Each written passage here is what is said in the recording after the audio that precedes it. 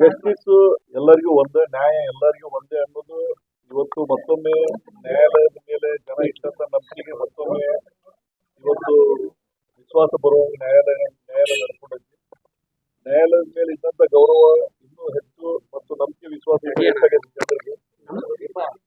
ಈ ಬಂದಂತ ತೀರ್ಪು ಯುವಕರಿಗೊಂದು ಮಾದರಿ. ಅಂದ್ರೆ ಯಾರ್ದೋ ರಾಜಕಾರಣಿಗಳ ಮಾತು ಕೇಳ್ಕೊಂಡು ಯಾವ್ದಾವ್ದೋ ಕೇಸ್ಗಳನ್ನು ಮಾಡಿದ್ರೆ ಯಾರೂ ಬರಂಗಿಲ್ಲ, ನಿಮ್ಮ ಕುಟುಂಬಗಳು ಸಫರ್ ಆಕ್ಕವು. ಅದಕ್ಕೆ ಯಾವ್ದೋ ರಾಜಕಾರಣಿಗಳ ಮಾತು ಕೇಳ್ಕೊಂಡು ದೊಡ್ಡ ದೊಡ್ಡ ಪ್ರಕರಣ ಆಗ್ಲಿ, ಸಣ್ಣ ಪ್ರಕರಣದಾಗ್ಲಿ, ಇಂಥ ಪ್ರಕರಣದಾಗ ಭಾಗಿಯಾಗಕ್ಕೆ ಹೋಗ್ಬೇಡಂತೆ ಮಾಧ್ಯಮದ ಮೂಲಕ ಹೇಳ್ತೀನಿ. ಮತ್ತು ಮಾಧ್ಯಮದ ಮೂಲಕ ಮುಖ್ಯವಾದಂತ ವಿನಂತಿ ಏನಂದ್ರೆ, ನನಗೆ ನನ್ನ ಕುಟುಂಬಕ್ಕೆ ಈಗಲೂ ಜೀವ ಬೆದರಿಕೆ ಐತಿ. ಇನ್ನು ಮುಂದಿನ ದಿನದೊಳಗೆ ಅದು ಹೆಚ್ಚಾಗುವಂತ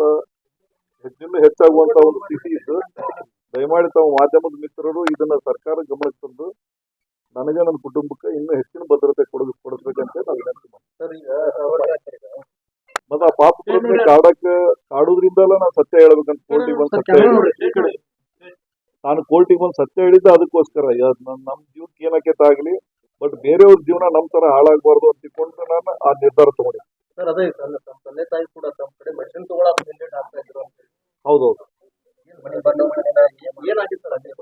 ಅಂದ್ರೆ ನಾವಿಂತ ಪ್ರಕರಣದಾಗ ಭಾಗಿಯಾಗಿ ಅಂತ ಗೊತ್ತಾದ್ಮೇಲೆ ನಿಮ್ಮ ಸಹಾಯ ನಮಗ್ ಬೇಡಪ್ಪ, ನಮ್ಮ ಯಜಮಾನ್ರ ಪೆನ್ಷನ್ ನಮಗ್ ಬರ್ತೈತಿ, ನಾವು ಅದ್ರೊಳಗೆ ನಾವು ಜೀವನ ಮಾಡ್ತೇವೆ ಅಂತ ತಿಳ್ಕೊಂಡು ಅವ್ರು ಗಟ್ಟಿಯಾದ ನಿರ್ಧಾರ ತಗೊಂಡ್ರು. ಅಂದ್ರೆ ಇವೆಲ್ಲ ನಡೀತಾವ ಕುಟುಂಬದೊಳಗಡೆ.